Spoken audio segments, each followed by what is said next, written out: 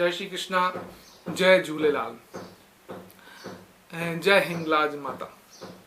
असांजे सिंधी ऐं सिंधियत जे बारे में जेका पंहिंजी चर्चा हली रही आहे उनजे कुझु वीडियोनि सां गॾु अॼु हिकिड़ो ॿियो वीडियो झूलेलाल साईं ते मां विझणु चाहींदुसि। जॾहिं पंहिंजे समूह में का चर्चा कयूं था त उन चर्चा महिल घणी दफ़ा माण्हू चवनि था कि असीं झूलेलाल साईं जी आखाणी ॿुधी आहे, झूलेलाल साईं ॼमणी थी, उन्हनि अवतार वरितो, ॼमणी बि न अवतार वरितो त मिरख शाह खे राजा जेको जंहिं सभिनीनि हिंदुनि खे इहो आदेश ॾिनो कि तव्हां सभु ॼट थी वञो, त हुननि हिंदुनि वञी करे सखर में या जेको उन्हनि जो स्थल आहे उते सिंधु नदीअ किनारे वही ऐं वरुण देवता जो आह्वान कयो ऐं वरुण देवता खे निमाणी विनती कई कि तव्हां असांजे धर्म जी रक्षा कयो।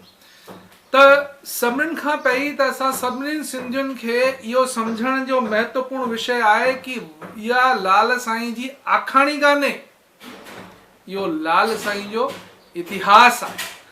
आखाणी अखरोट जी मां मुई चोर जी बिल्ली दर कुटकायो गांव टुपी आहे, आखाणी जो को विश्वास कान थो थी सघे, पर इतिहास जो पंहिंजो अस्तित्व आहे, इतिहास खे मञणो पवंदो। त जेके माण्हू इहे चवनि था, जेके पंहिंजा सिंधी भाउ अनजाणे में चवनि था कि असीं झूलेलाल साईं जी आखाणी ॿुधी आहे, झूलेलाल साईं जो जॾहिं तव्हां झूलेलाल साईं जी आखाणी ॿुधी त उन ते विश्वास नथो थी सघे। तव्हां झूलेलाल साईं जो इतिहास ॿुधो आहे ऐं उन इतिहास जे अनुसार पाण उन तिथ ते झूलेलाल साईं जो ॾींहुं मल्हाईंदा आहियूं, उनजा चालीहा मल्हाईंदा आहियूं, उन्हनि जी छठियूं थींदियूं आहिनि। छठी कंहिंजी थींदी आहे? कंहिंजी आखाणी हुजे उनजी छठी थोरी थींदी। जेको माण्हू जेको अवतार भॻवान जो जेको स्वरूप इतिहास में थियो आहे उन जो ई छठियूं थींदियूं, उन जा ई पर्व मल्हाया वेंदा। जीअं पाण नवरात्रा मल्हाईंदा त माता जो अवतार हो, माता जो स्वरूप हो, माता जो प्राकट्य हो, तॾहिं पाण नवरात्रा मल्हाईंदा आहियूं।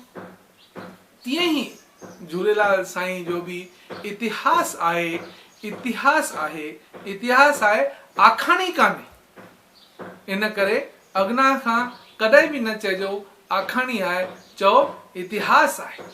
छा चवंदा? इतिहास आहे।